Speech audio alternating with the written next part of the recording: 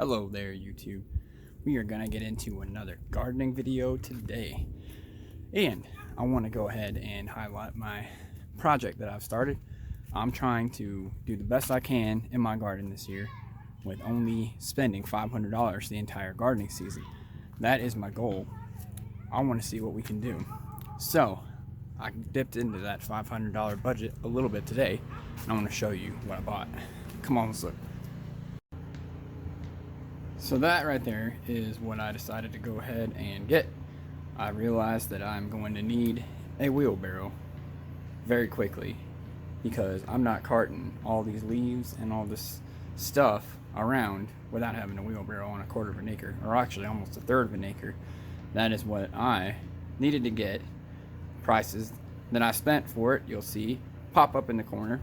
And I also got this rake because I didn't have one and I needed one. So that leaves us with a little bit around this much money. And because it's like 60 degrees outside today, I'm already out here working in the garden a little bit, and I'll show you what I'm working on. So I'm working on leveling this little area out right here, and I think I'm actually going to extend these bricks, pull these bricks out right here and extend that around there. And it looks like it might have already done that at some point. And then I've started removing these plants from in here all the way around, and that's what I'm going to continue doing. I've also ordered a couple things online. I ordered some straw that I'll be delivering from Home Depot, and I'm going to be using that as my mulch on top of my plants this year. I'd rather take that traditional approach rather than mulch with something that's bigger or more chippy. It just does more for the soil, and that's what I'm interested in getting after this year, is using straw as mulch. So I'm going to try that out and see what that happens. And that ran me right about $23 to order enough mulch, I think, to be able to do everything I want to do. And the second thing that I ordered was some more 3-inch planter cups to start seedlings indoors, because even though it is 60 degrees outside during the daytime right now, we are still fighting just above freezing at nighttime temperatures. So if I do put anything out, I'm going to need to use some frost blankets. So that's what we're doing with that. So I'm going to go ahead and get into doing some of these outdoor activities, and I will see you guys in a little bit. Another project I can go ahead and show you guys is my compost bin. So I went ahead and built a compost bin that is basically like Charles Dowding style. It is just a box that's out here. I haven't covered it yet because we haven't gotten a lot of rain. If we do get a lot of rain consecutively, I'll probably go ahead and cover it just to keep some of the moisture off of it. But in the Midwest, I don't get a ton of rain here. Just a good amount. So I'll go ahead and show you what that looks like real quick. So that there is my compost bin. And as you can see, I'm kind of just slowly filling it up with yard waste right now. As it is winter, it's going to be a lot of brown in there right now, but I do have a little bit of green that just from pulling some things out that I didn't want. And there's going to be a lot of sticks and things of that nature that are kind of green as well in there. But I'm also putting green things in here. You can see the fruits and veggies in there. A little bit of dryer lint, some apple cores, just kitchen waste basically that's going in there as well. But it's good to get this stuff done early on, and I'll probably stop putting things in here about halfway through the year, let it set for about 3 months, and then right before fall I'll go ahead and flip it so that I can get it, or actually it'll probably be sometime in August that I'll go ahead and flip it to a different bed. So that way it can go ahead and get some more air in it, finish its decomposition, and I can actually put it on the garden at the end of the season and let it sit there throughout the winter to be ready to be planted in the spring. So I'll keep you updated on how that progress is going as it goes. So I'm going to go ahead and show you what I've gotten done up by the house now. So far, this is what I've managed to get done. Pulled a lot of this out right here, and I've gotten it a little bit of ways down there. I went ahead and pulled those boxwoods and the roses out of here. Didn't really care for that all too much, and this is going to be an area that I'm going to enjoy planting. And as you can see, I've put some of the stuff that was on the indoor garden bed out here already, and I've got that elderberry bush started right in there. And I've gone ahead and planted a few things here that you can see, some carrots, some cos, some spinach, kohlrabi, and some peas there in the back that I want to put a trellis up the side here and get peas going in there.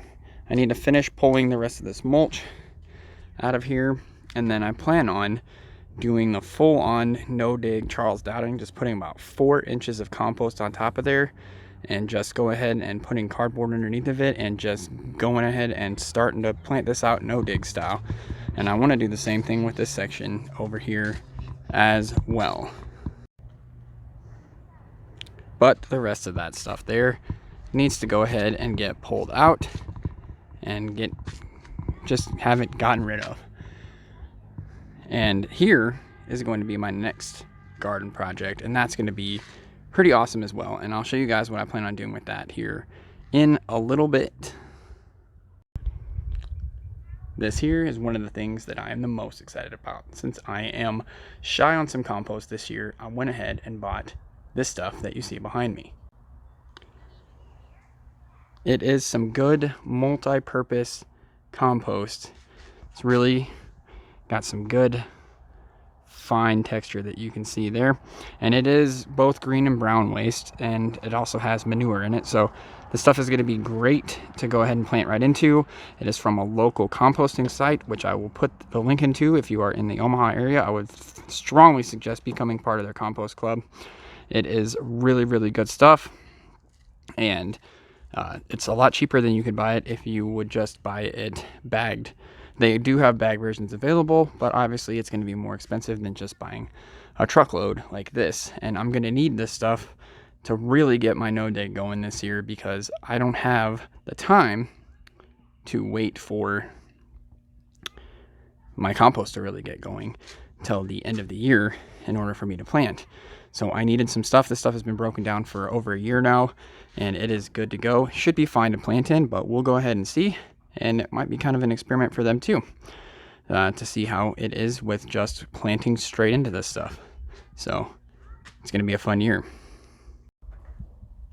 Right now though, I've got to get this stuff out of the truck into the wheelbarrow and out back. So I'm going to take care of that, and I'll get back to you later. So one of the things we're also going to be doing this year is I'm going to be doing for my entire yard the Charles Dowding no dig method for the entire thing.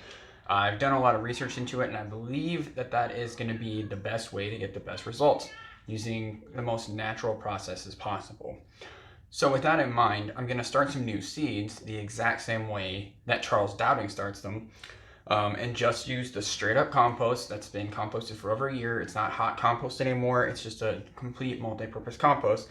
I'm going to be filling up these seed trays, and I'm going to be starting some early season onions that I can get out, and hopefully they'll be ready by May for spring onions and June or July for actual bulbing onions.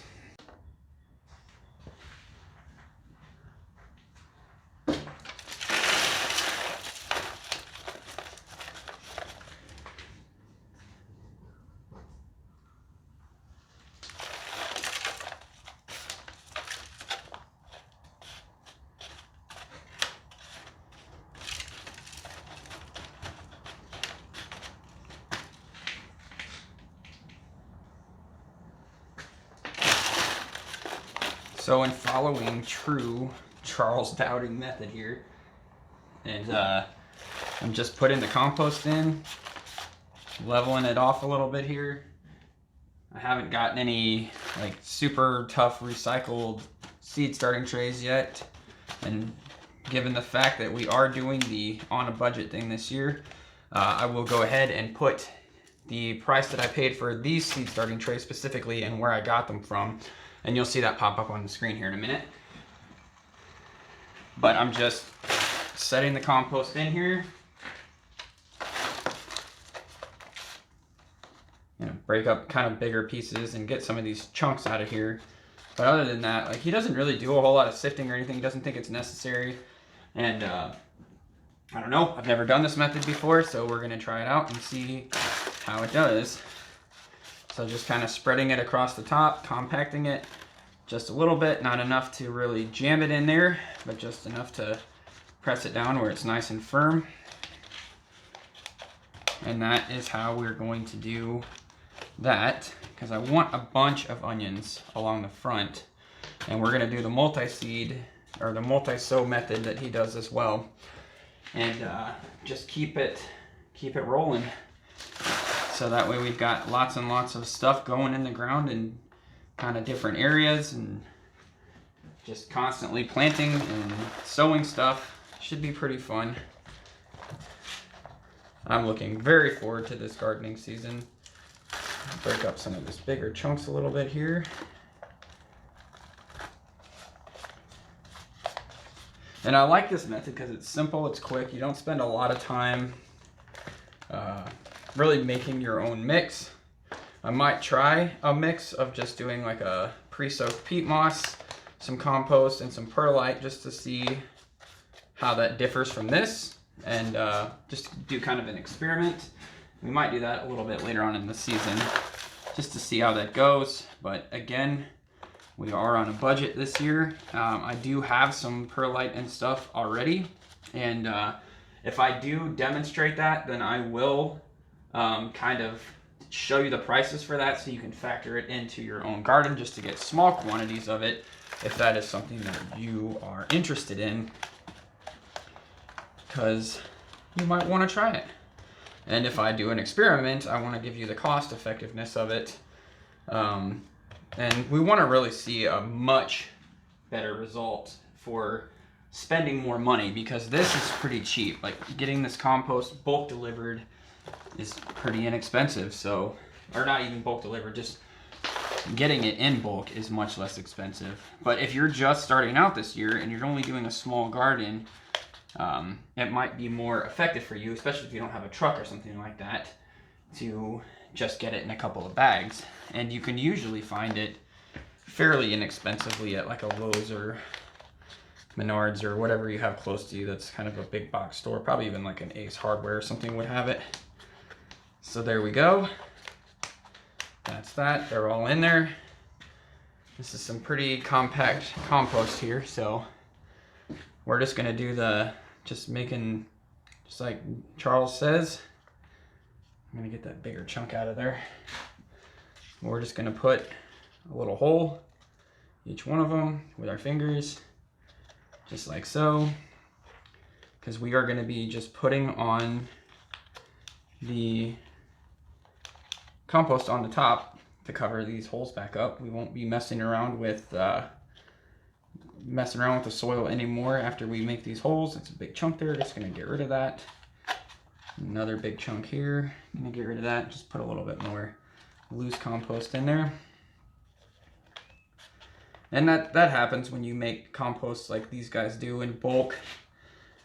Even though it is old and it's been broken down, there are big chunks of manure and stuff still in here that, like that. They're just big chunks that you may not want to have in your seed starting mixture. They might be a little large, but they'll compact down just fine enough. And we're gonna actually sow 2 different kinds of onions in here today. Gonna be doing a white sweet Spanish and a yellow sweet Spanish, just so you can see that. And again, as Charles Dowding says, we're not gonna really worry a whole lot about cleanliness or anything else. We're just gonna drop the seeds in and go.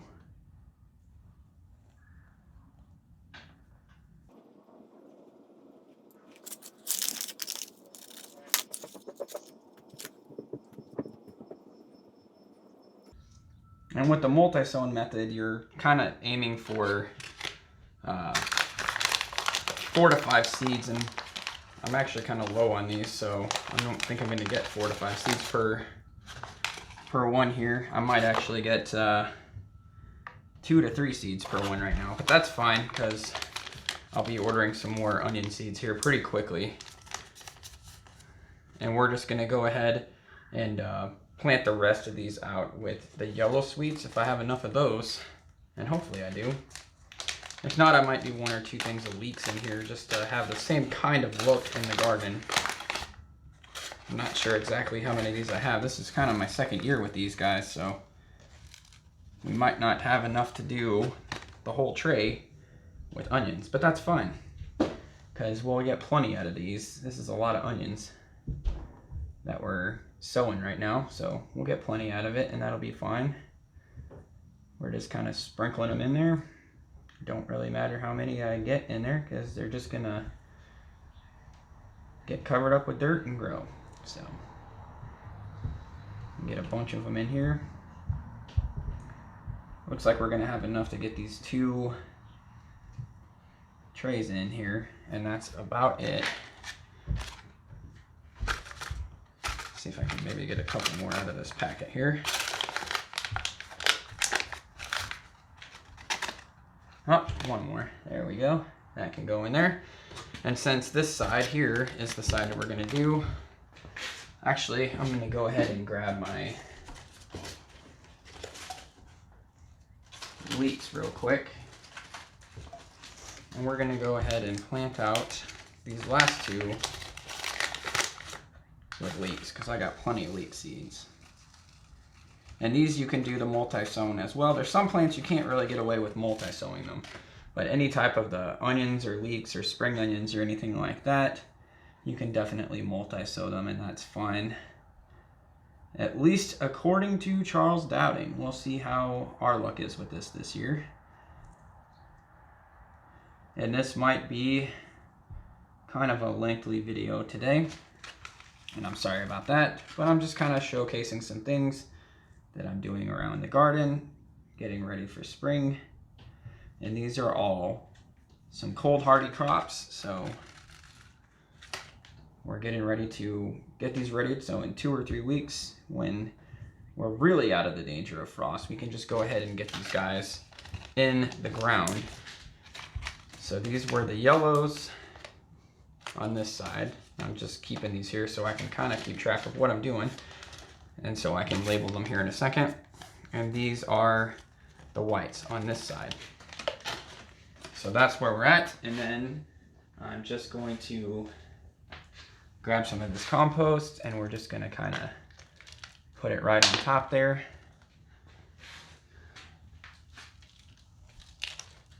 Just like so. Not really doing anything special with it other than putting it on here.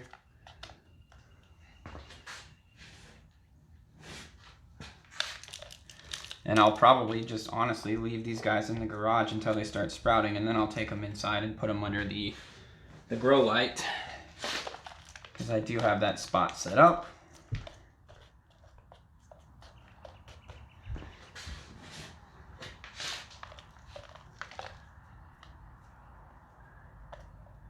Don't really want those clay bits in there.